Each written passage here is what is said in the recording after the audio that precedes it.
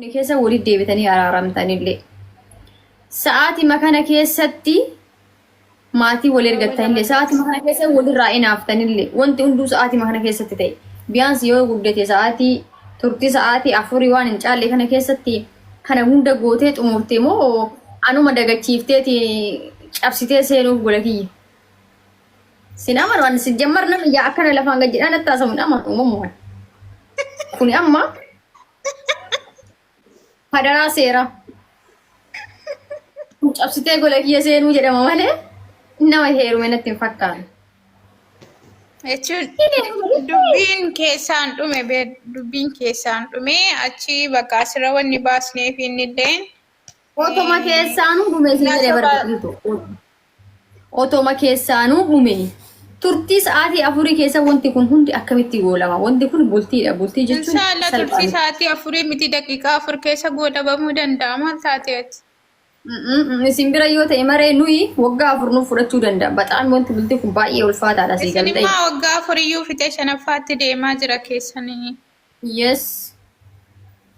Kan kee ammuma araaramtan, ammuma maatii ergattan, ammuma wal janaajantan, ammuma walirraa inaaftan. No, tan amma meeqoo of eeggachuu mana barbaachisaa dubbiin tun fagoon irraan jirtu waan dagachiisuuf malee. Anyway, eessa bade qorataan adda? Bakka heerumnaa isa dagattisa. Jaarsa argannaa isa dagattee amma qaabattaa. Dhugaa eessa bade? Jira dalaga biizii godhe sa'aatii daqiiqaa 30 boodan dhufu. Okay. Maaf gaafatte? Nagaa kiyyatti naa dhaami. Qorata inni naafaa qorata maqaan dhahin jedhe jaarsi kiyya jette maaf gaafattare?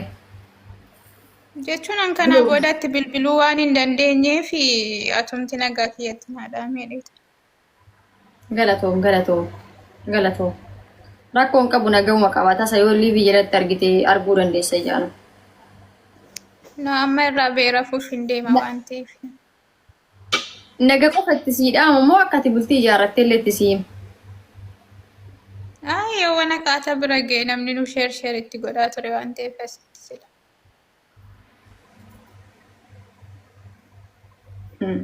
Waan hawaasa bira ga'e jettee guutteef calcallii abbaan laallata jedhee Oromoo. Hayyee ishii. Asii jedhamee qabu gidduu kana soddaan gara kee namni soddummaadhaaf gara kee dhufuun oolu of hin dagatiin jedheen. Maal abbaan qabdu ati? Jechuun abbaa jechuun obboleessa waan ta'eef Osoo abbaan jiru obboleessatti hin dhaqamu. Osoo abbaan hin jirre obboleessa abbaa hangafaatti dhaqama malee obboleessa isii waliin dhalattetti hin dhaqamu. Baxaam soorii. Aadaa Oromoo keessa hin jiru. Abbaadhuma jechuun inni irratti argamuu qabaadha. Bar qophaa'ee akka irratti argamudha malee abbaadhuma bira dhaqaaraa bar. Jaarsota itti dhufa yoo jettu abbaa gootee bara lakki. Yoo inni illee biizii ta'e. Obboleettii kee bira namni yaada kiyya na hubadhu ati yaa Rabbidha. Akkam godheen hubachiisa isiin irratti naaf haasofne yaa Rabbi. Nan baaqoo inatti hin barreessine habiibii kalaas kana qofa taphadheen ba'a. Habiibtii kun markaza mo'iimoo malee isaa miti miira keessaa ba'i. Yoo hagar basii barreessa akkanas taa'us dhulgaara isaa. Rabbi markaza miti. Messenjeraadha. Akka namni si ilaaluun fedhu jedhe. Maashaallah. Eeganni hin feene maaf qaalii abbaa warraan guuture maal goota gasaatii kanaa sarara. Baa'uufiin ture bar. Nan ba'a amma bar. Maaf hin baatu reengu. Maa jechuun ilaa amma qaaliin abbaa warraan kabajamaa wama hundamuu tolee danii jala gugguufuunis hin ta'u beektaa tokko. Kaya kan madooshaa mataa keessan dha'u madooshaa mataa keessan haara'u.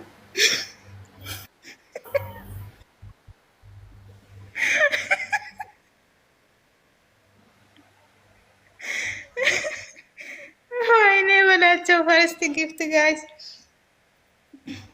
Commenting in dubbisamanii. Wayyee koo.